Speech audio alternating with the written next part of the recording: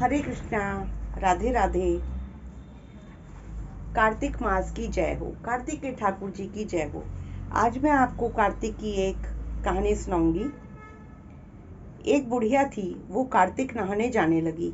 तब उसके बेटे ने अपनी पत्नी से कहा कि माँ के लिए 30 लड्डू बना दो और कुछ खाने का सामान बांध दो, ताकि पूजा पाठ करके जब माँ को भूख लगे तो माँ कुछ खा पी सके।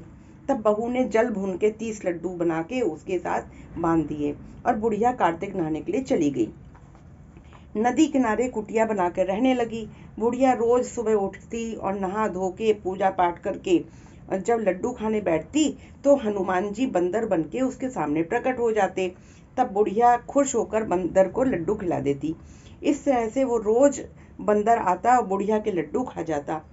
कार्तिक महीना जब समाप्त हुआ तो हनुमान जी प्रकट हो गए और बुढ़िया की कुटिया जो है महल बन गई। उस महल में धन दौलत अन्न भंडार भर गए। बुढ़िया निरोगी हो गई और वह बहुत धूमधाम से अपने बेटे के पास धन दौलत लेकर गई। तब वे कहने लगी कि बहू कहने लगी कि अब अगले कार्तिक में वो भी कार्तिक नहाएगी और मैं अपनी माँ को भी नहलाऊंगी। आया कार्तिक का महीना, उसने खूब सारा घी मेवा डाल के लड्डू बनाए और अपनी माँ को जो है 30 लड्डू बांध दिए। माँ भी, उसकी बहू की माँ भी कार्तिक नहाने चली गई। रोज सुबह सुबह उठ के लड्डू खाने बैठ जाती। तब हनुमान जी बंदर बन के उसके सामने आते तो वो पत्थर मार के कहती, मेरा ही पेट नहीं भरा, तुम्हें कहाँ से दूं। इस प्रकार वह रोज सुबह सुबह खाने बैठ जाती। कार्तिक के समाप्त होने पर हनुमान जी प्रकट हुए। उसकी कुटिया जो है कचरे के ढेर में बदल गई और बुढ़िया डूब के मर गई। उसकी बेटी अपने पति से कहने लगी कि कार्तिक का महीना पूरा हो गया है, चलो माँ को जो है बैंड बाजे के साथ खूब धूमधाम से लेके आते हैं। जब वो अपनी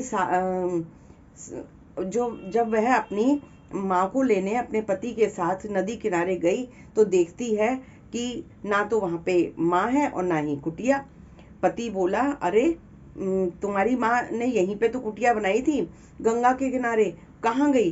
कुटिया की जगह तो कचरे का ढेर लगा हुआ था। उस ढेर पर बुढ़िया डूकर बनकर घूम रही है।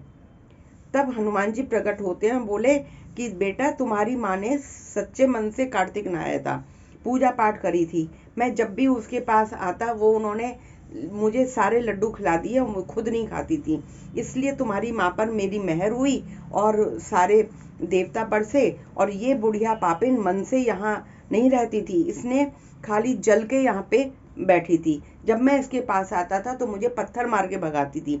इसने कार्तिक के महीने में बेटी के घर का अन्न खाया है, इसलिए कार्तिक के देवता इस पर रुष्ट हो गए हैं और ये डूकर बन गई है। कार्तिक के देवता जैसे उस बुढ़िया पर बरसे वैसे ही हम सब पर बरसे।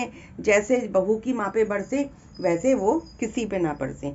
बोल कार्तिक के महाराज की जय, बोल कार्तिक मास की जय। जय जय श्री राधे श्याम।